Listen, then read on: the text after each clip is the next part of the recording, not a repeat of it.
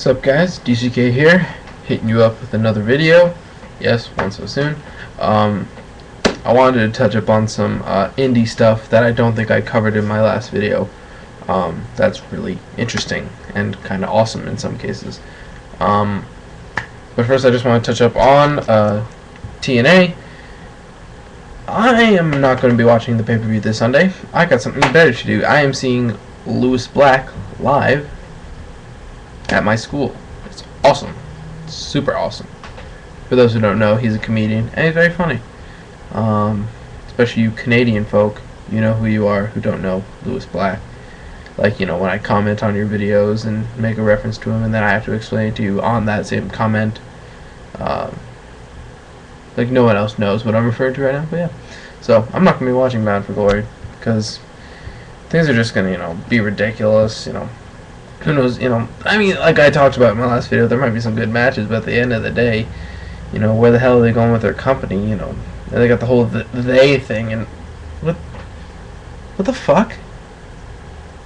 What the hell's going on here? Okay, let me try and fix this right here. Let's see. Oh, god damn it! Oh my, fucking TNA. Just get the fuck out of here. Oh, Jesus. Alright. That's better. Alright. Remember, folks, it's Daytona Beach. Daytona Beach. Yeah. So, on to indie stuff. ROH has got a big old lineup. Last video I talked about Dayton and Chicago. And also how much I think, you know, how much I like Chicago shows from ROH, and how this one with Davey Richards versus Christopher Daniels. Last time I forgot to mention they're doing an elimination match with Kings of Wrestling and Briscoes. Come on, anything those two teams have done has just been gold. Gold. It's been awesome. As much as I don't, you know, I think the Briscoes get title shots and main event stuff too awesome, too much, and it's and it kind of hurts their tag team division in a way when they could be doing a little bit more with other teams. Oh, excuse me. And also there's the Cabana Carino I Quit match, which should be crazy and good. Yeah, how much that Chicago show looks good. But how they've also got, you know, they've got a bunch of stuff like already announced for the upcoming months. They got a Survival of the Fittest on November 12th for their Michigan show, which I don't like Survival of the Fittest being on night one. I feel it kind of downgrades what Survival of the Fittest is. I like Survival. I like the concept of Survival of the Fittest, but it never always comes through the best. I feel like too often it's only the elimination match that really stands out. And maybe one opening round match. So, yeah. And then November 13th, that's already going to be headlined by Roderick Strong and Christopher Daniels.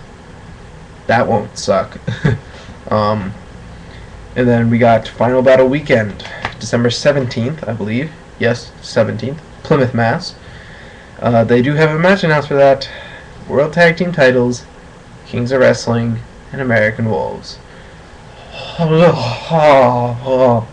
That's me having a seizure at how good that match could possibly be. Oh God. And something tells me that they're they could be going all out for that, because a guy like Davey Richards will go all out both nights, I'm sure. And then, you know, Kings of Wrestling, they have that kind of gimmicky they have a gimmicky looking 6-man on Final Battle, which I'll talk about briefly. I'll talk about it in just a second. And then Eddie Edwards, who knows what's happening with him, but you know Eddie Edwards, he'll bust his ass in that match. They could have a crazy, just nuts match in Plymouth. I need to look at, you know, when I'm getting out of, I gotta see it how I'm getting out of school, if I can make that show. And I would want to make that show. It's in fucking Plymouth, and it's not too far from here. Not too far from here, which is, you know, of course, comparing that to other ROH shows, you know, that's still like a drive. So, Yeah. Let's think. I think that's all they got announced for Plymouth. But then Final Battle, they've already got a bunch of matches announced. As anyone who watched Glory by Honor knows, Davey Richards will be getting the title shot. So he'll be facing either Roderick Strong or Christopher Daniels, whoever wins in Ontario. It's gonna be strong. And also announced for that night is Kings of Wrestling and Shane Hagedorn versus Briscoes and Mark, and Papa Briscoe, Mike Briscoe. That could be fun. That could be like, you can have the Kings of Wrestling and Briscoes do their thing, but then like get like Hagedorn and Papa Briscoe in there, or even have Papa Briscoe beat up one of the Kings a little bit. You know, kind of like a retribution for Hero giving him the elbow on that HGNet show. That could be cool. That could be really cool stuff. That could be fun. It won't be the best thing in the world because they got to have that gimmick involved, but whatever. But now, for the reason why Davey Richards' world title match might not main event Final Battle. Kevin Steen and El Generico, the Final Battle at Final Battle. That's what they're calling it. This could be out of this world. This could be the most ridiculous thing we've ever seen in our lives. They haven't given it any other stipulation. They haven't said if it's no DQ, fight without honor, what have you. But the stipulations alone right now are if Generico loses, he unmasks. If Steen loses, he leaves Ring of Honor. And this feud building up for a year. This could be the most heart-wrenching, intense match we've seen in a while. Okay, there was Sean Taker from this year, which, I mean, ripped the hearts out of everyone, but anyone with a heart watching that match. But, I mean, in terms of stuff that doesn't involve legends like Taker and Michaels, this could be insane. This could just be the most... They could just beat the balls out of each other, and everyone... I'm sure the live crowd will be, like, jumping up and down and just going nuts, because I love these two guys. I know there are quite a few YWCers who really enjoy El Generico, but I really love Kevin Steen as well. So I loved him as a tag team, but I'm so psyched for that match. And I don't think anyone's going to complain if it goes on last, because it's such a big match. It's such a big match. Yeah, so that's that. That's my love for Steen versus Generico. And who knows who's going to win this match? Like, I don't think... Who's going to predict who wins this match? Because, honestly, anything could happen with this. It's crazy. Yeah, whatever. Maybe I'll talk about it more in another video. What else is happening on the indie scene? Actually, today is PWG's, I think it's Curse of Gorilla Island show, where they're having a 4-way for the vacated PWG title, because Davey Richards vacated it because he kept having tours in Japan. That's a sucky way to vacate it. I'm sorry. That really hurts the PWG title, in my opinion. But yeah, it's Brandon Gatson, Chris Hero, Claudio Castagnoli, and Joey Ryan. Yes, the final 4 from Battle of Los Angeles. Whoops, sorry to spoil it for people who haven't seen it. Whoops, sorry. But yeah, I just don't know who's gonna win that match.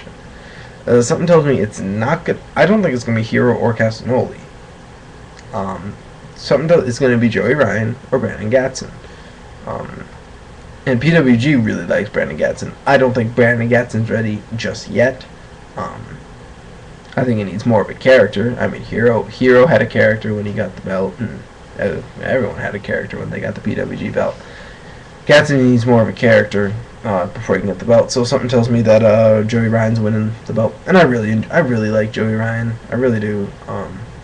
I'm not going to say he's a technical god or anything like that, but in unique circumstances, he pulls out a very cool match. So yeah. Let's think where else. AAW. For those who don't know, AAW, All American Wrestling, in the Chicago area, Midwest. They've really, I feel bad that they've lost so much steam. I mean, from the Bryan Danielson show last year in September to the barbed wire match they had this spring. They had a really good string going of they were getting their talent over, but also having kind of big names in it.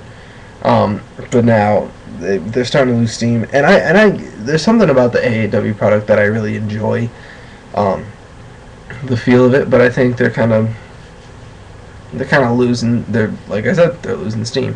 They were getting Silas Young over pretty well as a heel champion, especially after their Thanksgiving show when he won the belt, which was done very well.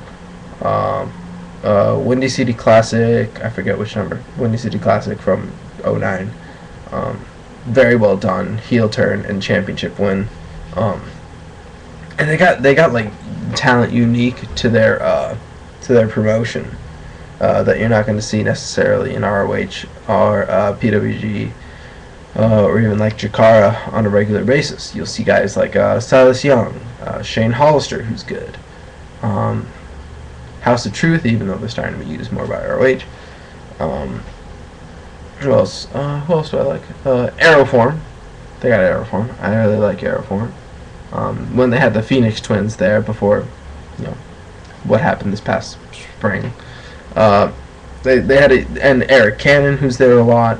I mean, just some good talent in that, and they have kind of the ECW thing going for them because they don't do DQs or countouts. That they try to free up matches like that, and it makes for some very interesting things, ECW-esque things, which does in a way separate itself from a lot of from other indie promotions, which is weird because they're doing something that's been done before. Who knew?